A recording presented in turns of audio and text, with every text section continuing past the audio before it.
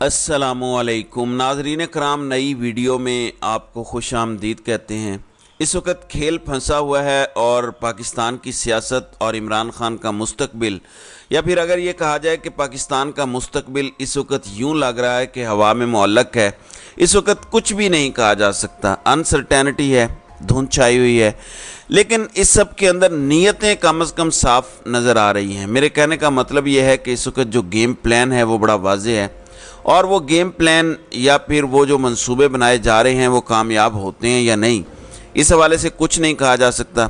एक जानिब तो बुशरा बीबी की गिरफ्तारी के लिए नैब टीम किस तरह से ज़मान पार्क पहुंची है, ये मामला क्या है और बुशरा बीबी पर अभी भी शिकंजा कसा जाएगा। इसके साथ ही साथ एक बहुत बड़ा स्कैंडल मंजर आम पर आया है। Army chief general Asim Munir का एक बहुत बड़ा इम्तिहान शुरू हुआ है। ये किस तरह का इम्तिहान है और इस स्कैंडल से किस तरह से आर्मी चीफ नबर्द आजमा होते हैं, क्योंकि एक मैसेज वो कम्युनिकेट कर चुके हैं पाकिस्तान की मईशत और करप्शन के हवाले से। तो अब army chief general Asim Munir के लिए एक बहुत बड़ा इम्तिहान है। जबकि दूसरी जानिब ये कैसे हो सकता है कि नवाज शरीफ अपनी तोपों का रुख जनरल फैज़ और जनरल बाजवा की तरफ करें तो वो बार बार रेडार पर ना आए। एक मरतबा फिर जनरल बाजवा और जनरल फैज़ हमीद रेडार पर आ चुके हैं, और वही बात है कि निशाना इमरान खान है, बहाना चाहे जनरल फैज़ या जनरल बाजवा हों।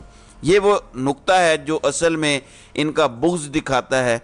तो इस हवाले से तमाम तर तफसीलात मैं इस वीडियो में आपके सामने रखूँगा।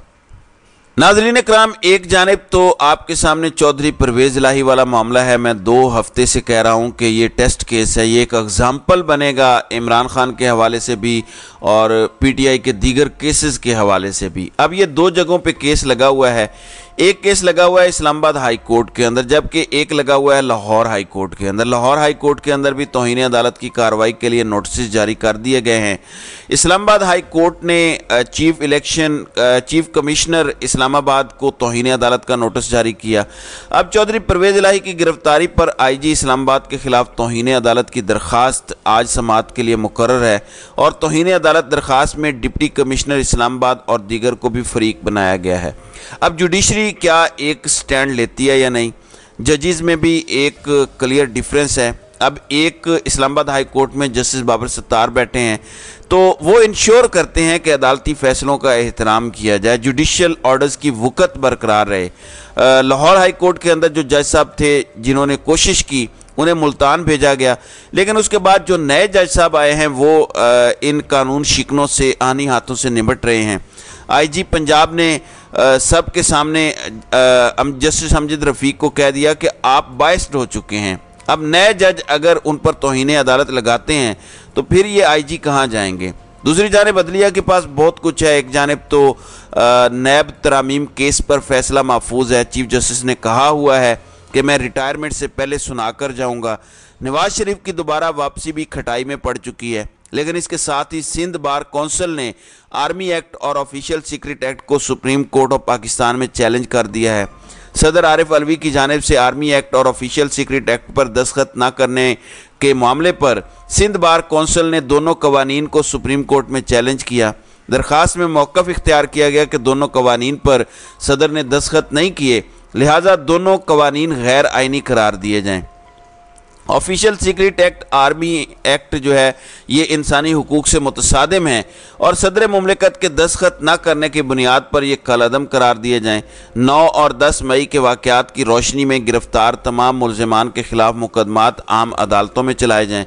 ये सिंध बार कौंसिल ने दरख्वास्त दी, और मैंने आपके सामने ये खबर रखी थी कि आज नहीं तो कल ये दरख्वास्त जो है वो समाअत के लिए मुकर्रर की जाएगी। तो इसमें एक चीज़ बड़ी सादा सी है, क्लियर है, और वो ये कि सदर मुमलिकत आरिफ अलवी से पूछा जाए कि आपने दस्तखत किए या नहीं, और वो अपनी पोजीशन ऑलरेडी वाज़ेह कर चुके हैं। तो अदलिया के हाथ में, सुप्रीम कोर्ट के हाथ में, ये भी आप कह सकते हैं कि एक हथियार है, एक डंडा है जो चल सकता है।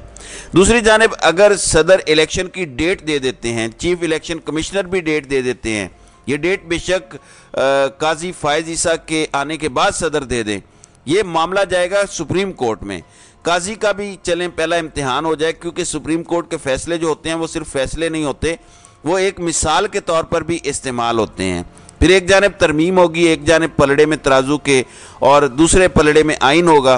फिर कोई भी जज جتنا مرضی کوشش کر لے وہ یہ نہیں کہہ سکے گا کہ ایک ایکٹ کے اندر جو ترمیم ہے وہ مقدم ہے اور آئین کو آپ پس پش ڈال سکتے ہیں. تو آبویسلی یہ ایک بہت بڑا چیلنج ہے.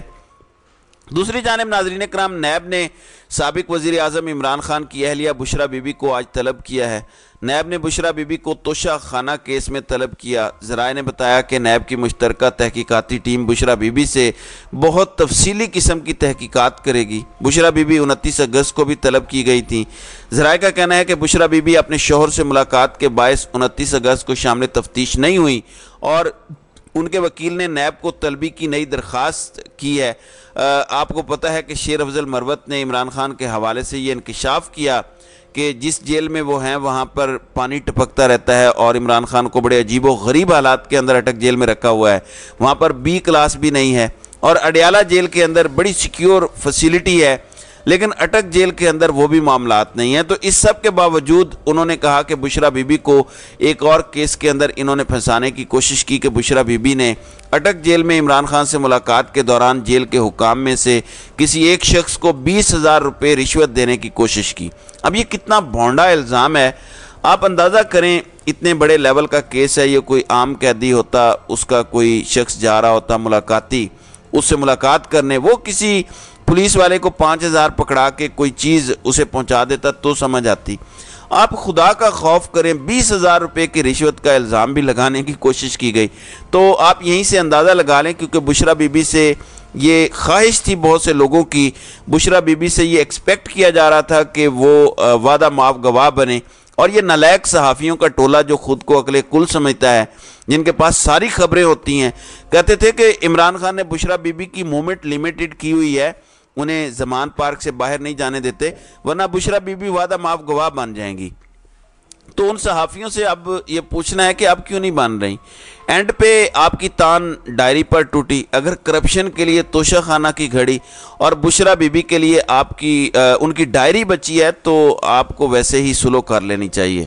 دوسری جانب ناظرین کرام، اب ایک اور بہت بڑا سکینڈل سامنے آیا اور چونکہ army chief general Asim Munir یہ بات بڑے واضح انداز میں کہہ چکے ہیں کہ کرپشن کو ٹالریٹ نہیں کریں گے، بیوروکریسی جو پرابلمز کریٹ کرتی ہے انہیں ٹھیک کیا جائے گا، ڈالرز اور سمگلنگ کے معاملات کو ٹھیک کیا جائے گا، سسٹم کو ری سیٹ کیا جائے گا، پاکستان کی اکانومی میں اس کے مثبت نتائج ہوں گے. اگر ایسا ہوتا ہے تو بالکل اچھا ہے. کسے اچھا نہیں لگے گا کہ پاکستان کی اکانومی بہتر ہو، مہنگائی کم ہو. اب یہ کنفرم ہو رہا ہے کہ سولر پینل درآمد کرنے کی آڑ میں 73 ارب روپے کی منی لانڈرنگ کا انکشاف.